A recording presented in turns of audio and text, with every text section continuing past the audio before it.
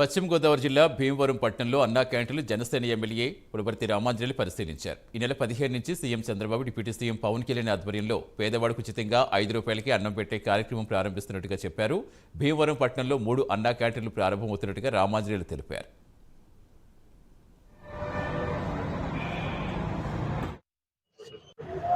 August 15వ తారీఖున మన ముఖ్యమంత్రి నారా చంద్రబాబు నాయుడు గారు, మన ఉప ముఖ్యమంత్రి పవన్ కళ్యాణ్ గారి ఆధ్వర్యంలో పేదవారికి ₹5కే అన్నం పెట్టే కార్యక్రమం మరలా ప్రారంభించడం జరుగుతుంది. మన రాష్ట్రంలో 100 క్యాంటీన్లు ఓపెన్ చేస్తున్నారు. మన భీమవరం పట్టణంలో 3 క్యాంటీన్లు ఓపెన్ చేయడం జరుగుతుంది. ఒకటి బుధవారం మార్కెట్లో, రెండోది పాత బస్ స్టాండ్లో, మూడవది జోలపాలెం రోడ్లో. ఈ 3 క్యాంటీన్లందు ఉచితంగా పేదవారికి భోజనం పెట్టడం జరుగుతుంది.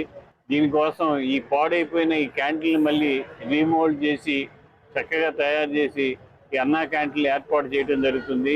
పేదలందరూ కూడా చక్కగా ఈ రుచికరమైన, ఆరోగ్యకరమైన ఈ భోజనానికి అవకాశం కల్పిస్తున్నామని చెప్పి తెలియజేస్తున్నాం.